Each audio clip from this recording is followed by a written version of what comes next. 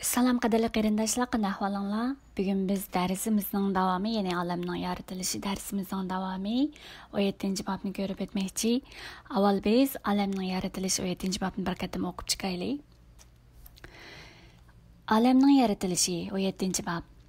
İbrahim 99 yaşında Parvardigar onun görünüp, "Men hammaga qodir Xudodirman. Sen davomliq mening yo'limda menib, qusursuz odam bo'l. Men sen bilan tuzgan ahdamda ching turib, seni ko'p avlodli qilaman" dedi. İbrahim yerga bosh qo'ydi. Xudo uningga mundaq dedi: "Mening sen bilan tuzgan ahdam mundaq. Sen nurg'un millatlarning otasi bo'lasan. Hozirdan boshlab sening isming İbrahim emas, İbrahim. Ma'nisi nurg'un avlodlarning otasi bo'lsin. Chunki men seni nurg'un millatlarning otasi qilaman. Men sana ko'p avlodlarni beraman. Ularning orasidan yangi xalq va podshohlarmi chiqadi. Men sen va kelgusidagi avlodlaring bilan tuzgan mangulik ahdamda turaman. Men sening va avlodlaringning xudosidirman. Sen hozir Qanonda musofir bo'lib yashayapsan. Ammo bu butun zaminni sana va sening avlodlaringga taqdim qildim. U sening avlodlaringga mangu meros bo'lsin. Men ularningmi xudosidirman. Xudo yana mundaq dedi: "Endi sen va sening avlodlaringmi mening ahdamda ching turishinglar kerak. Sizlarning oranglardagi har qanday har kishi xatna qilinishi kerak. Mana bu mening sen va sening avlodlaring bilan tuzgan ahdamdir. Hozirdan boshlab sizlar barliq o'g'il boqlaringlarni mayli uyinglarda tug'ilgan yoki chet elliklardan setib olgan qullaringlar tuqqan bo'lsin, ularni tug'ilib 8 kuni xatna qilishinglar kerak. Xatna qilish aramizda tuzgan ahdining belgisi bo'lib qolsin. Hamma erlarning xatnasini qilishinglar kerak. Sizlarning teninglardagi belgi aramizdagi tuzgan mangulik ahdamning belgisi bo'lib qolsin. Xatna qilinmagan erni xalqim qatoridan chiqarib etaman. Undaq kishi mening ahdamni buzgan bo'ladi." Buningdan boshqa Xudo İbrahimga mundaq dedi: "Sening ayoling Sarahning ismi hozirdan boshlab Sara, ma'nisi ayol shahzoda bo'lsin. Men uningga baxt ato qilib, uningdan sana bir o'g'il taqdim qilaman. Sara nurg'un millatlarning onasi bo'ladi. Uning avlodlaridan podshohlarmi chiqadi." İbrahim yerga bosh qo'yib, kulib ko'nglida 100 yoshlik bovoy qandaqmi farzand ko'ra olsin. Sara bo'lsa 90 yoshga kirgan tursa, qandaqmi homildor bo'la olsin deb o'yladi va Xudoga: "İsmoilni baxtga erishtirsang bo'ladi-ku" dedi. Lekin Xudo mundaq dedi: "Yo'q, Hajar emas, ayoling Sara sana bir o'g'il tug'ib beradi. Uning ismini Ishoq, ma'nisi kulga qo'y. Men uning va uning avlodlari bilan mangulik ahdamda ching turaman. Ismoilga kelsak, u to'g'risidagi talabingni angladim. Men uningga baxt ato qilib, uning naslini nihoyat ko'paytiraman. U 12 podshohning otasi bo'ladi. Men uning avlodlarini ulug' bir millatga aylantiraman. Biroq mening ahdam bo'lsa, kelar yili mushu vaqtda Sara sana tug'ib beradigan o'g'il Ishoq bilan bog'lanishliq." Xudo İbrahimga bu so'zlarni qilib bo'lib, uning yenidan ayrildi. Mana shu kuni İbrahim Xudoning amriga amal qilib, o'g'li Ismoil va oilasidagi hamma erlarni, jumladan oilasi tug'ilgan va setib olgan qullarni xatna qildirdi. İbrahim xatna qilinganda 99 yoshda, Ismoil xatna qilinganda 13 yoshda edi. İkisi ailesideki hamma erler, cümleden aileside tug'ilgan va chet elliklardan setib olingan qullar bilan birga shu kun ichida xatna qilindi. Xo'sh qarindoshlar, bugun olamni yaratilish 17 bob, ya'ni Xudoning İbrahim bilan tuzgan ahdisini ham konkretlashtirib, aniqlashtirgan bir mazmun. Andan keyin bu arqisi, ya'ni muhim mazmun bo'lsa, İbrahimning ismini İbrahimga, Sarahning ismini Saraga o'zgartirganligi ham shundaqla Xudoning İbrahimga va'da qilgan farzand, ya'ni biz 15 bobda ko'rgandik, sening pushtingdan o'g'il bo'lgan o'g'illar sening nimaga marosxo'rlik qildi degan emasmi? Shuning bo'yicha shu Xudoning va'dasidagi, ahdisi ichidagi farzandning bo'lsa, Ishoq, ya'ni Saradan tug'ilgan bir bola, Ishoq o'g'il bola tug'ilganligini mushu bobda deydi, mushu bobda ko'rib o'tmoqchi.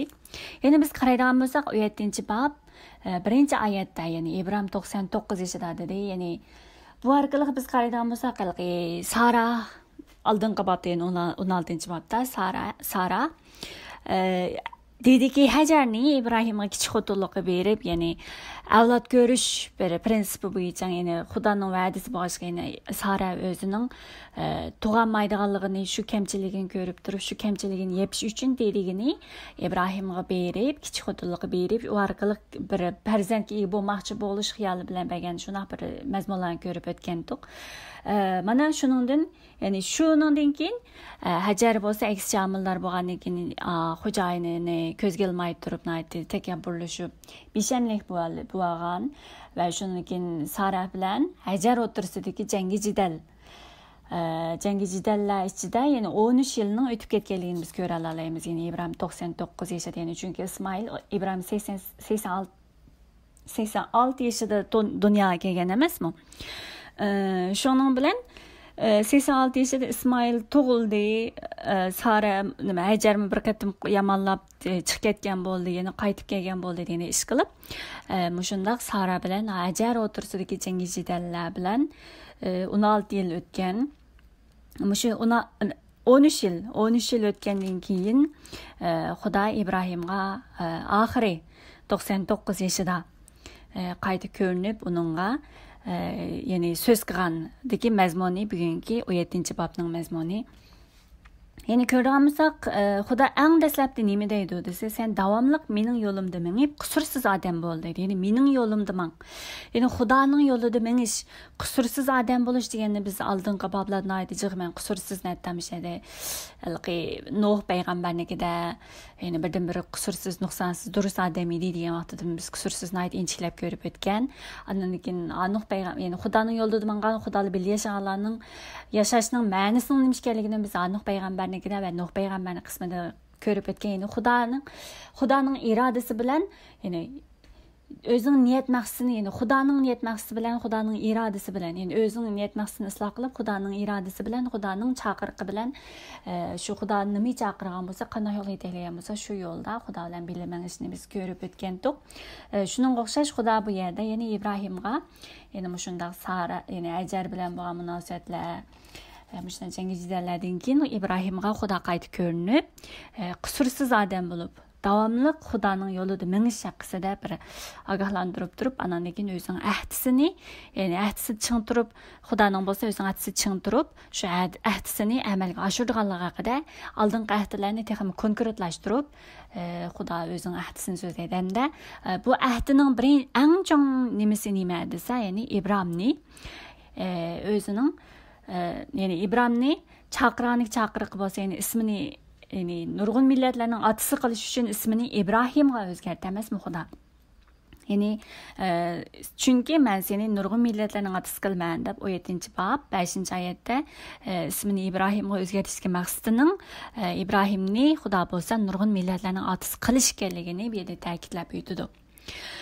Biz qaraydigan bo'lsak, Xudo avlod va'dasi haqida nurg'un, ya'ni 12-bobda, ya'ni dastlabda İbrahim chaqirgan vaqtida urug' avlodini ko'paytirib cho'ng bir xalq qilman deb urug' avlod bilan İbrahimni chaqirgan, o'ziga chaqirib, ham uni İbrahimga baxt ato qilganligini, nomini ulug' qilganligini, shunday nurg'un kishilarga orqali baxt ato qilganligini degandi. Ya'ni avlodingni urug' avlodini ko'paytiraman deb bir konkret mazmun yo'qdi.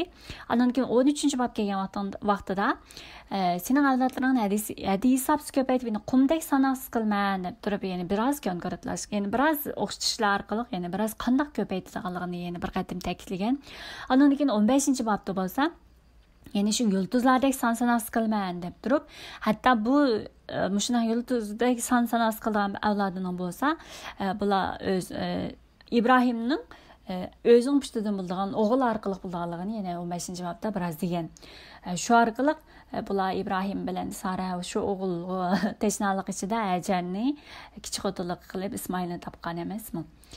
Endi bu bobda, ya'ni 17-bobda bo'lsa, ya'ni shu nurg'un millatlarning otasi qildigan İbrahimni Xudo o'zining chaqirig'idagi, Xudo o'zining chaqiriqi, va'dasi, ahdisi ichida chaqirgan İbrahimni bo'lsa, nurg'un millatlarning otasi baxt ato qilib, nurg'un millatlarning otasi qildiganligi uchun İbrahim deb ismini o'zgartirib, bu yerda hatto 17-bob oxirida qaraydigan bo'lsak, shu avlodining Isoq, ya'ni Saradan kelib chiqqan Isoq ekanligini ta'kidlaydiganligini biz yana tafsil ko'rib o'tamiz. Endi bu yerda ism o'zgartirish, ya'ni İbrahimni İbrahimga o'zgartishdiki nima uchun hamda İbrahimga o'zgartgandi degandimda mundaq o'tib ketsa ham bo'ladi, lekin buni biroz ma'nosi bor, buni biroz tafsiliy ko'rib o'tsak. Masalan, İbrahimni Xudo chaqirgan vaqtida urug' avlodingni ko'paytib, cho'ng bir xalq qilman deb turib, Xudo İbrahim ustidagi o'zining irodasini, ya'ni İbrahim orqali amalga oshirmoqchi bo'lgan o'zining irodasini, yer yuzida İbrahim orqali amalga oshirmoqchi bo'lgan o'zining irodasini o'tirganlarni biz degan. Ya'ni burun biz degan vaqtimiz 11-bob bilan 12-bobni ozroq solishtirib yurib, insonlar yer yuziga tava bo'lgan insonlar bo'lsa, o'zining nomini chiqarish uchun deb turib Babil munorida biz so'zlab o'tgan insonlarda bormi bilmadim. İnsanlar bo'lsa, ya'ni yer yuziga tava, shunaqa insonlar bo'lsa, o'zining nomi uchun o'zlarining kuchi bilan yashaydigan insonlar bilan İbrahim, ya'ni bir odam bo'lgan İbrahim bo'lsa, İbrahim orqali Xudo o'zining nomini yer yuzida o'zining nomini o'zining nomini yer yuzida namoyon qilmoqchi bo'lganligini hatto biz bir qatim so'zlab o'tgan. Babil munar, ya'ni 1-bob mazmun qayta anglab chiqsanglar, shu mazmun taxminan tushunalaysizlar. Shunga o'xshash bu yerda İbrahim o'zgartishidagi Xudoning irodasi, ya'ni men burun deganga o'xshash İbrahim va'dasini, İbrahim ahdisi hozir bara texim cho'nqurlashib, texim konkretlashib, ma'vatganligini biz bu yerdan ko'ra olamiz. Ya'ni İbrahim o'zgartishdagi Xudoning maqsadi bo'lsa, İbrahim ustida bizga o'xshash Xudo o'zining shu irodasini, İbrahimga va'da qilgan shu va'dalarni cho'qim amalga oshirganligini bu yerda ko'rsatib turib, İbrahim o'zgartirdi. Masalan, buni yangi ahdida mundaq mazmun bor.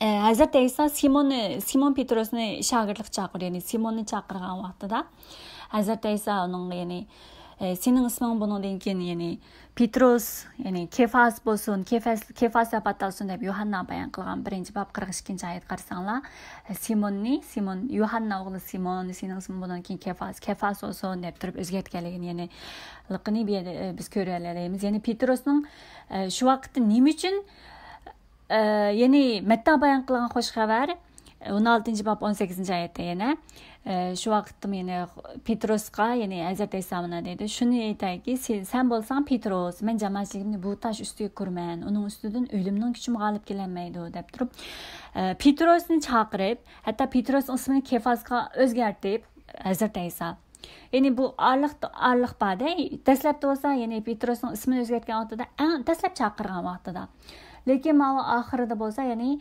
Petrosga sening isming, sen bo'lsang Petros, men jamoatchiligimni bu tosh ustiga kurman deb turib Matta bayon qilgan xo'shqar 16-bob 18-oyat kelgan vaqtida bu degan Hazrat İsa o'zining o'lim yiqilishgan sari o'zining o'lib tirilganligini shogirdlarga oshkorlab qilgan vaqt, ya'ni buni oradan nurg'un vaqt o'tgandan keyinki shuna nimasida Hazrat İsa'ning degan so'zi.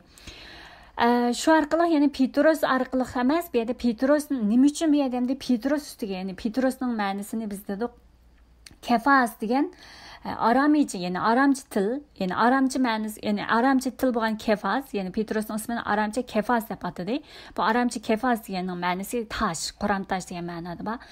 Shunga o'xshash bu Petros, ya'ni Simonning ibranicha asl ismi Simon. Petros degan grekcha ismi, Kefas degan aramcha ismi. Bu hammasi bir odam. Simon. Unda bo'lsa, Hazrat İsa Simon Petrosning ustida, ya'ni Matta bayon qilgan xo'shvar 16-bob 18-oyatda, sen bo'lsang Petros, men jamoatchiligimni bu tosh ustiga kurman, uning ustidan o'limning kuchi g'olib kelmaydi degan vaqtki, bu vaqtda Petrosga degan bu gapining ma'nosi nima degan vaqtimizda, bu yerda ham Petros shu, ya'ni Petrosning ismini tosh, Qur'on toshi degan ma'noga o'zgartirib, bu tosh ustiga kurman degandagi bu toshning ma'nosi bo'lsa, Matta bayon qilgan xo'shvarning oldiga o'qisak, shu vaqtda Petros bu yerda Hazrat İsa'ga shahodat etgan, ya'ni iymonini, o'zining e'tiqodini isbotlagan, ya'ni siz bo'lsangiz mangu hayot Xudoning o'g'li, qutqizuvchi Masih ekansiz degan shu o'z Petrosning shahodatini ko'rsatdi.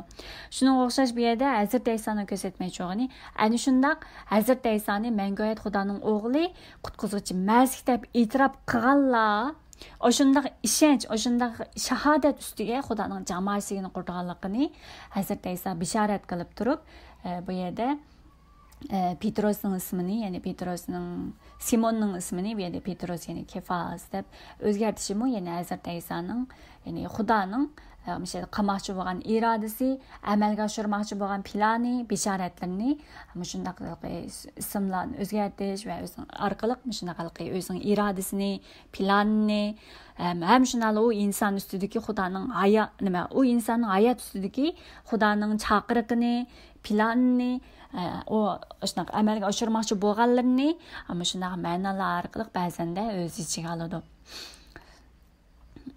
Buni endi balkim biz oldin qatimiz munozara, birinchi dastlabki munozara qismida biz tilga olgan vaqtimizda, ya'ni Xudoning itqatchilarga beradigan hadiyalar o'xshamaydi, har xil bo'ldi degan emasmi? Ba'zilarga nima deymiz, boshlanchilik, ba'zilarga bo'lsa yetakchi, ba'zilarga bo'lsa xizmat qilish, degan o'sha har xil ko'rinliklardan xat qarsanlarni aytib aniq mazmunlar bor.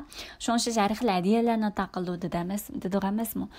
Shuningga o'xshash Xudo biz itqatchilarni o'zining irodasi bo'yicha bizni o'zining irodasi bo'yicha chaqirgan. Masalan, Saul Pavlusni biz qaraydigan bo'lsak, Pavlusning elchilarning faoliyatida Pavlusni Xudo o'ziga chaqirgan vaqtida shuna deydi, ya'ni uni chaqirib, men seni ya'ni chet, ya'ni nima deymiz, Yahudidan sirt, ya'ni chet eldagilar, ya'ni boshqalarga shuna xushxabar tarqatishga chaqirdim deb mishada Zardaysoning degan so'zini biz ko'ra olamiz.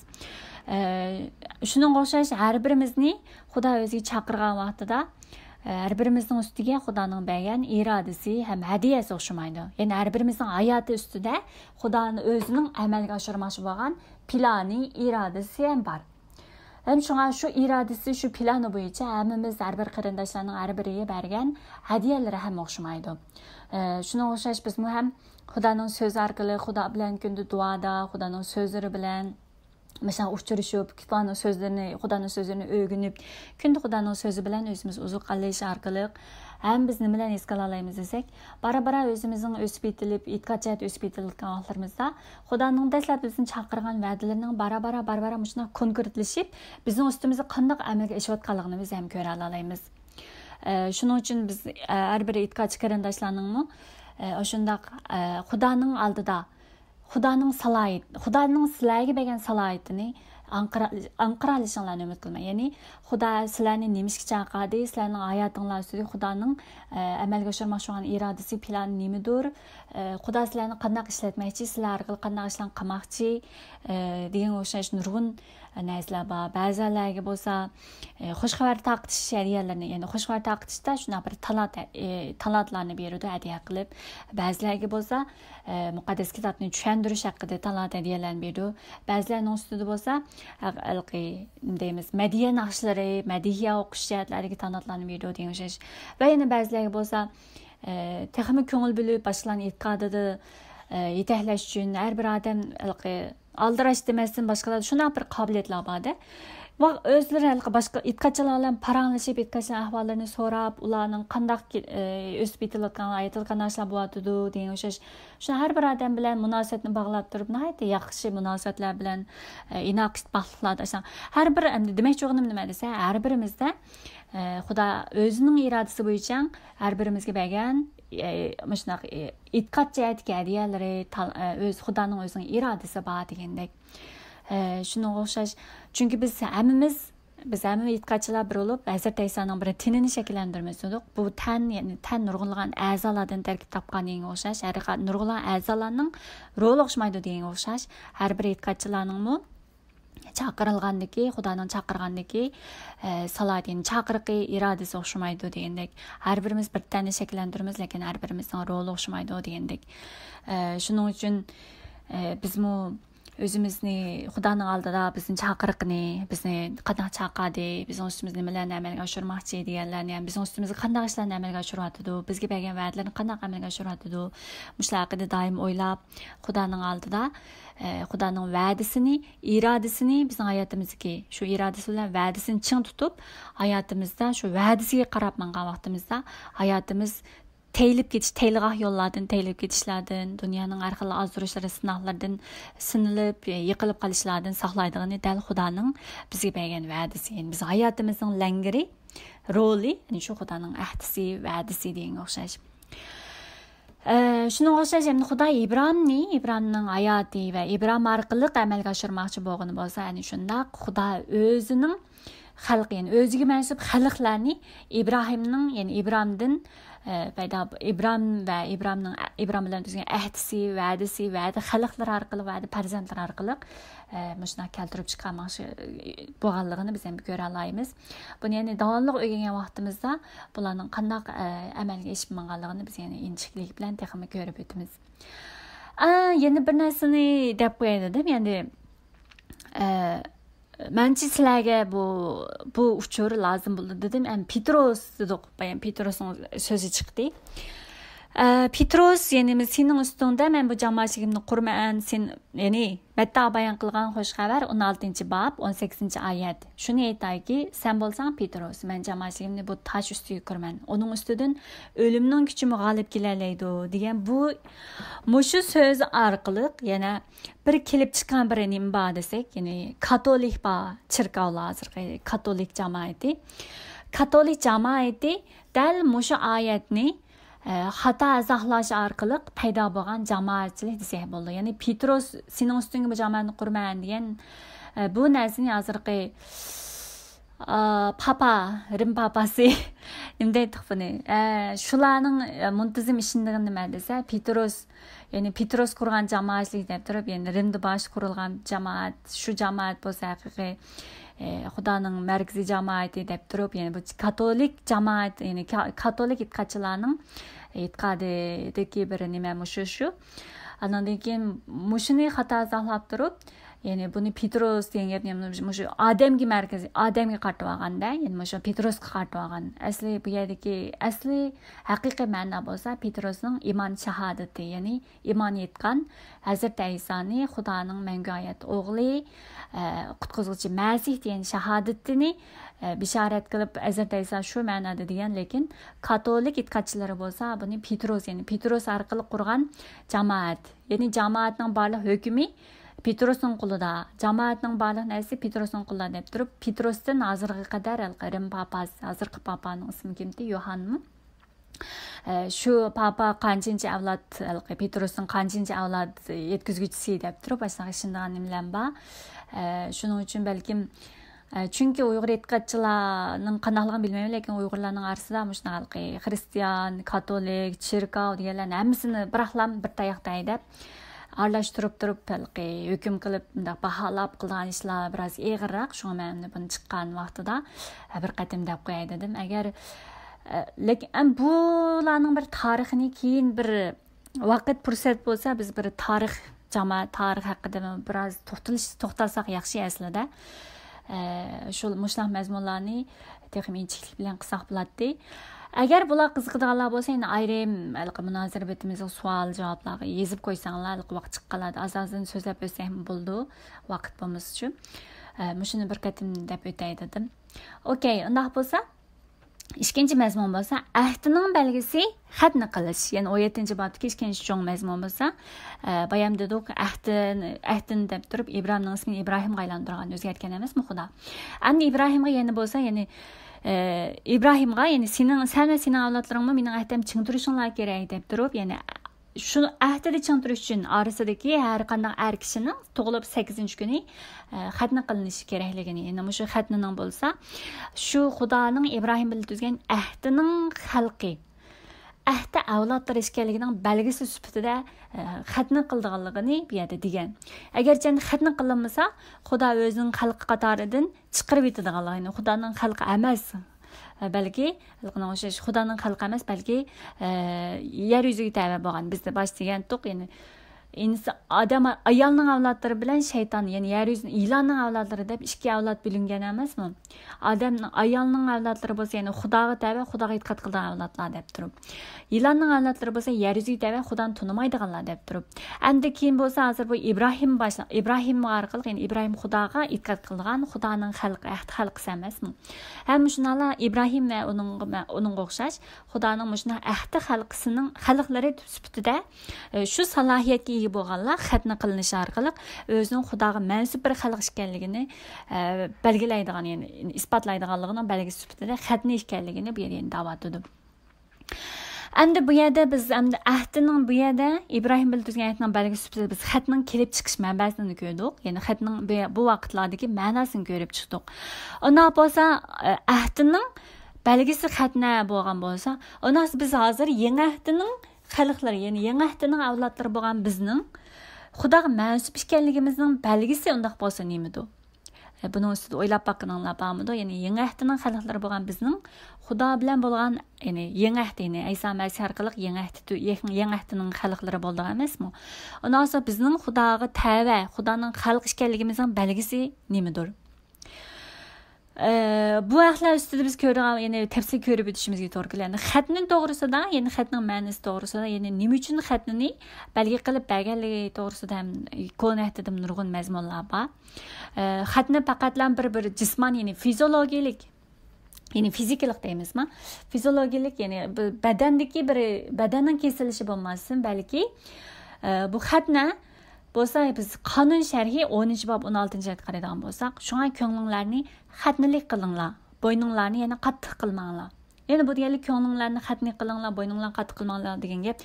Yani Xudoning so'zi, yani Xudoni chaqirgan, Xudo sizlarni chaqirgan vaqtida, yani ko'nglinglar xatni qilish degan gap, yani ko'nglinglardagi o'zinglarga tava bo'lgan, yani gunoh tava bo'lgan, ko'ni tabiatinglar tava bo'lgan shunday narsalarni kesib tashlab, shularni hammasini tashlab, Xudoga qalbinglarni Xudoga topshirib, yani bo'yninglarni qattiq qilmaydigan, bo'yninglarni yani takabburlik qilib, o'zinglarning yer yuzidagi yashu oldinglar bilan yashmay, balki Xudoga qalbinglarni Xudoga topshirib, qalbinglarni poklanglar degan o'sha ma'no bildirdi. Yani Xudoning so'zini anglanglar degan o'sha aqalda mazmun o'qib chiqsanglar bo'ldi. Yani Yeremiya 16-bob 6-bob 10-oyat qaraydigan bo'lsak, men hozir kimga so'z qilib ogohlantiray, ulardan anglag'udek zodi kim bor? Mana ularning quloqlari sunnat qilinmagan, ular hech anglamaydi. Mana Parvardigorning so'zi ularga eg'ir keldi, ular hech xushaqmaydi. Deb bu Yeremiyada nima deydi desa, ya'ni Xudoning so'zini, ya'ni ularning quloqlari sunnat qilinmag'achqa Xudoning so'zini, ya'ni Xudoning degan so'zini anglag'udek kim bor deyish orqali, ya'ni bu yerda yani sunnat, xatna deganlarning insonning qalbiga, ya'ni Xudoga mayil, ya'ni Xudoga qartishni, qalbini Xudoga berishni, xalqning o'xshash ko'n tabiatida dunyoga tava ishlar bilan yashamasdan, balki ko'nglini xatna qilib, qalbini xatna qilib Xudoga qaytishga mushunaqa mazmunlarni qartadiganligini bu yerda ko'rsatdi. Shu orqali yana biz Yeremiya 31-bob qaraydigan bo'lsak, ya'ni yangi ahd haqida Xudoning bergan bishorati bor. Ya'ni shu kunlar keldiki, men Isroil jamoati va Yahuda jamoati bilan yangi ahd tuzayman deb. Ya'ni shu kunlardan keyin mening Isroil jamoati bilan tuzaydigan ahdim mana shuki, men o'z Tavrat qonunlarimni ularning ichiga solaman, hamda ularning qalbiga yozaman. Men ularning ilohi bo'laman, ularmi mening xalqim bo'ldi deb turib, yangi ahdining belgisi sifatida, ya'ni Xudoning o'zining qonunlarini, o'zining so'zlarini qalbga qalbga yezish orqali ularning Xudoyi bo'lganligini, yangi ahd kunlarda shunday bo'lganligini o'z ko'rsatdi. Ya'ni yangi ahdining kunlarida bo'lsa, Xudo o'zining so'zlarini, qonunlarini ahd xalqlarining qalbiga yozganligini degan. Buning ulab ikkinchi, ya'ni ko'rliklar yozilgan ikkinchi xat 1-bob 22-oyatda qalbimizga muqaddas ruhni selish bilan bizga igdorchilik muhrini besib, uni o'z va'dasining to'liq amalga oshirganligining kapolat qildi. Ya'ni muqaddas ruhni bizga selish orqali o'zining va'dasining to'liq amalga oshirganligining kapolati, ya'ni va'dasining kapolati belgisi sifatida, ya'ni muqaddas ruhni qalbiga selish, bizning qalbimizga selish ekanligini bu yerda da'vat etdi. Ondan keyin Afasliklar yozilgan xat 1-bob 13-oyat qaraydigan bo'lsak, sizlar Yahudiy emaslarmi? Haqiqatni, ya'ni o'zinglarning qutqizishinglar to'g'risidagi xush xabarni anglab, İsa Masihga ishondinglar ham va'da qilingan muqaddas ruh bilan muhrlandinglar. Bu Xudoga mansub bo'lganliginglarning belgisidir deb turib, bular orqali ya'ni biz yangi ahdining belgisi, yangi ahdining ahdi xalqlari bo'lgan bizning e'tiqodchilarning Xudoning xalq ekanligimizning belgisi bo'lsa, qalbimizda, ya'ni Xudoning bizga qalbimizga solgan muqaddas ruh ekanligini, ya'ni muqaddas ruh orqali bizning qalbimizga o'zining muhrini bosganligini, o'zining so'zini qalbimizga uyg'onligini, qalbimizga yozganligini bu yerda ko'rsatadi. Shuning o'xshash Xudoning xalq ekanligimizning birdan-bir belgisi muqaddas ruh. Bu belgisi Xudoning belgisi bo'lish bu hargiz malqi nimalarning ustlariga ortib olgan nimalar orqali emas, o'zimizning deymiz, o'zimizni itqatchi deblam og'zimiz bilan degan gaplarimiz orqali emas, o'zimizning qizg'inligimiz bilan men Xudo xizmat qilman deb turib, Xudoning so'zini qilman deb turib, o'zimizning o'y fikrlarimiz bilan Xudoning so'zini qizg'inligimiz bilan, hissiyotimiz bilan so'zlash, yeyish orqali emas, balki haqiqiy Xudoning xalq ekanligimizning belgisi bo'lsa, tashqi narsalar emas va boshqa narsalar emas va balki unday narsalar emas, balki Xudoning bizning qalbimizga solgan muqaddas ruh orqali muhrlangan shu belgi ekanligini biz ko'ra olamiz.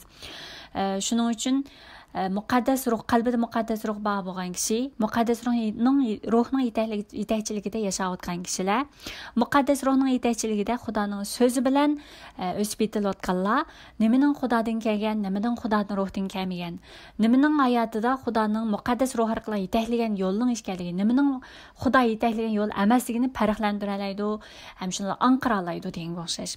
Shuning uchun qalbinglardagi muqaddas ruh orqali Xudoning so'zini, hayotinglardagi irodasini, yetaklagan yo'llarni, boshlayotgan yo'llarni ham anqira oladigan bo'ldinglar. Shuning uchun biz ham yani shundaq qalbimizga muqaddas ruhni azobga solmasdan, o'zimizning qalbimizni xatni qilib, ya'ni koni tabiatimizni tashlab, koni tabiatimiz, ya'ni o'zimizning orzu havaslarimiz, dunyoning aqllari, yer yuziga tava bo'lgan shon shuhrat bo'lsin, yer yuziga tava bo'lgan bay-bayashat, baxt, yer yuzining baxt o'lchamlari bo'lsin, ularga emas, balki Xudoning muqaddas ruh orqali har birimizning ustida Xudo shu o'zining irodasi bilan chaqirgan shu chaqiriqqa bo'yicha yashash, muqaddas ruhning yetakchiligi bilan itoat qilib yashash.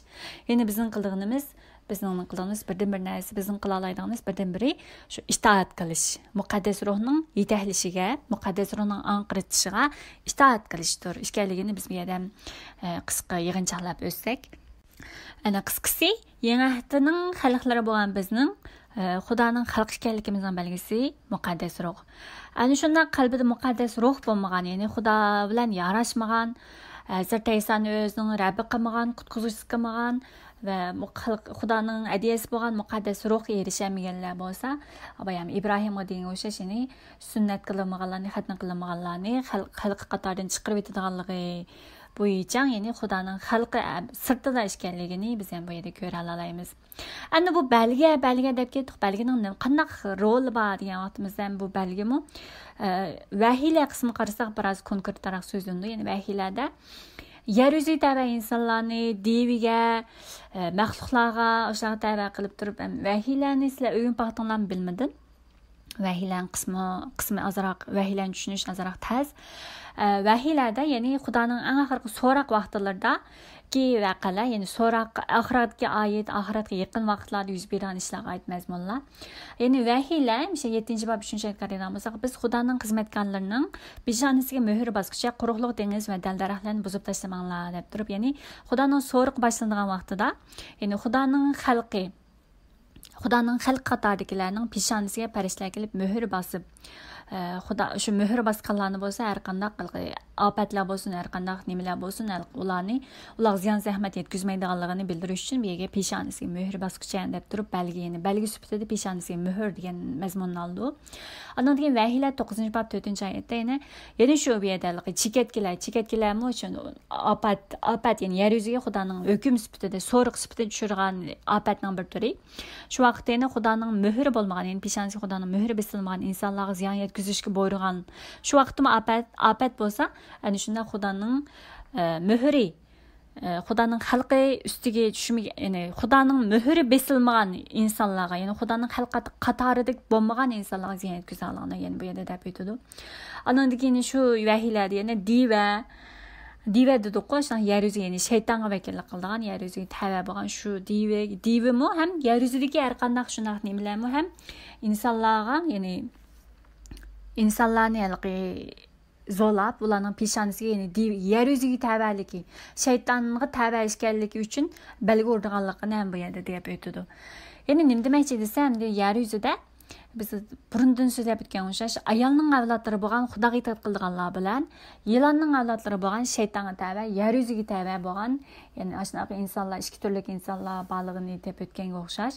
Ana shunda Xudoning xalqlari bo'lsa, shunda Xudoning ahdi xalqlari Xudoning ahdisi, va'dasining ichida yashaydigan, Xudoning va'dasiga, ahdisi bo'yicha maroslik qilgan, ya'ni shu ahdisiga erishadigan shu xalqlar. Shu xalqlarning hozir biz yangi ahdida bo'lsa, Xudoning xalq ekanligimizning belgisi bo'lsa, ya'ni qalbimizdagi Xudo aytgan muqaddas ruh degan mazmun asosiy yig'inchoqlasak. Endi oxiridagi bir mazmun bo'lsa, ya'ni Xudoning va'dasi bilan tug'ilgan farzand Ishoq. Ya'ni Xudo deydi, ya'ni Xudoning ahdisi ichida İbrahim nurg'un millatlarning otasi bo'lganligini Xudo İbrahimning ustidagi irodasini jakarlab turib, uning ismini İbrahim o'zgartdi. Endi bu yerga qaraydigan bo'lsak, ya'ni Xudo 15-oyatda ayoli Sarahni, ya'ni Xudoning ahdisi ichida, Sarah ham Xudoning ahdisi ichida nurg'un millatlarning onasi bo'lganligining sifatida Sara'ga o'zgartirildi, ismini Sara'ga o'zgartdi. Ya'ni bu İbrahim bilan Sara'ning Xudoning ahdisi ichidagi ayol bo'lib, bular orqali ya'ni dunyoga keldigan, ya'ni Sara bilan İbrahim orqali bularning pushtidan dunyoga kelmoqchi bo'lgan o'g'il farzand, bularning Xudoning va'dasi ahdisi ichidagi, ya'ni Xudoning va'da xalqi, İbrahimga va'da qilgan shu va'da xalqlar, nurg'un xalqlarning nimasi bo'lgan, atisi bo'lgan, yana birisi İbrahimning shu va'daning atisi deymiz. Shu va'daning marosxo'ri bo'lgan Ishoq ekanligini bu yerda Xudo Sara orqali dunyoga kelgan bir o'g'il, shu Ishoq ekanligini bu yerda deydi. Endi biz bu yerga qaraydigan bo'lsak, ya'ni inchilik bilan qaraydigan bo'lsak, İbrahim deydi-da, o'zi ishonmay nima ko'lib o'zida 100 yoshlik buvoy qanday farzand ko'ralisin, ya'ni 90 yoshlik kirgan ayolmi qanday muomildor bo'la olsin deb turib kelgan vaqtida kulib turib İsmoilga, ya'ni ajardan kelgan shu bolasiga deydi-da.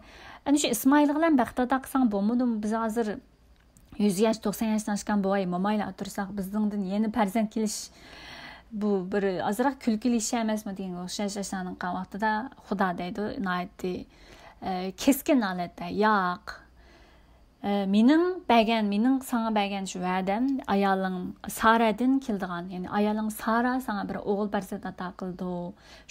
Shuning ustida mening ahdim bo'lsa, ya'ni Sara sana tug'ib bergan o'g'il shuning bog'lanishli deb turib Xudoning keskin holatda Xudoning va'dasining, ahdisining Ishoqqa bog'liq ekanligini bu yerda deb turib, Sarahning bir o'g'il tug'sa ismini Ishoq qo'yishini aytdi. Ya'ni bu endi Ismoil emas, balki Ishoq. Endi biz qarasak, Ismoil payg'ambar emas, masalan, aniqday, endi islomda Ismoilni payg'ambar deydi. Biz payg'ambar, bu shahodat, shahid degan so'zlarni qalamqa ishlasak bo'lmaydi. Bu narsalarni, bu mazmunlarni, bu so'zlarni cho'nqurligi bilan biz vaqti soati kelganda, ya'ni shunday mazmunlar chiqqanda cho'nqurligi bilan ko'rib o'tamiz. İsmoil payg'ambar emas, Ismoil ham Xudoning İbrahim orqali qilgan va'dasining, ahdisining merosxo'ri emas. Biz keyin yana davomli so'zlab o'tamiz bu haqda.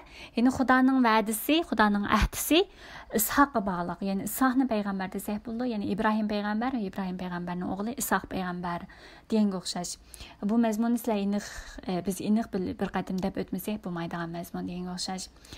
Shuningga o'xshash biz oldin qatimlarda nurg'un jiq degan to'q e'tiqod orqali, ya'ni haqqoniy bo'lish deyish orqali İbrahimning mazmuniga kelgan vaqtimiz, ya'ni İbrahimdan tug'ilgan barliq avlodlarga Xudoning farzandlari bo'lmaydi deb turib.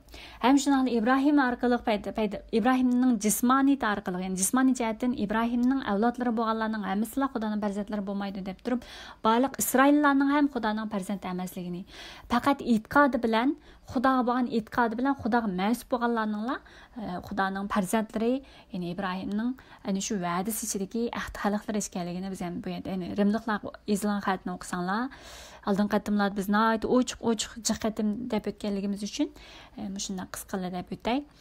Ya'ni Xudoning İbrahimga va'da qilgan farzandi va ahdisiga voris qilgan ahd farzandi bo'lsa, Ismoil emas, Ishoq degan mazmunni bir qatim ta'kidlab o'tdik. Xo'sh qarindoshlar, bugungi mazmunni yana shunday jiqlab ketmasin. Agar bugungi mazmunni orqali yana anglagan vaqtinglarda tushuniksiz yoki mujmal qolgan yerlar bo'lib qolsa, savol qilib qoldirib qo'yasizlar. Ma'qulamiz qarindoshlar. Biz keyin qatimliq, ya'ni olamning yaratilishi 18-bobda bir qayta ko'rishaylik. Xudo hammalarga Xudodan kelgan mehr shafqati bilan muqaddas ruhdan kelgan aql parasat bilan texmi Xudoni texmi cho'nqir tushunalaydigan, Xudoning so'zlarini texmi tushunalaydigan va uning bo'yicha qanday yashab, qanday itoat qilishni o'rgatishni Xudoning nuri va yetaklashishida har bir kuninglarni Xudodan kelgan tinch amallik, xo'shal-xo'ramlik ichida o'tkazishinglarni umid qilmay, yana eng oxirida bo'lsa har kuni vatandagi hozir korona deb nima qo'yibdi, vatanni to'saq kunlar boshlanib ketibdi. Shu vatan uchun, qarindosh millatimiz uchun, shular uchun yani duo qilishni unutmagan bo'lsanglar, yani sizlar ko'rgan bo'lishinglar mumkin. Yani vatandan chiqqan shu videolar hozir Facebook, Instagram bu saytimizda to'lib ketdi. Shuning uchun biz e'tiqodchilar dunyoning nuri, dunyoning tuzi bo'lganimizdek bir haqqani odamning duosi shu qadar unumlik va kuchga ega ekanligini hammanglar unutmay turib, ishonch bilan va millatimiz uchun, shu zaminimiz uchun, vatan uchun duo qilishinglarni umid qilaman. Ma'qulamiz qarindoshlar, keyingi sonda ko'rishaylik. Xo'sh.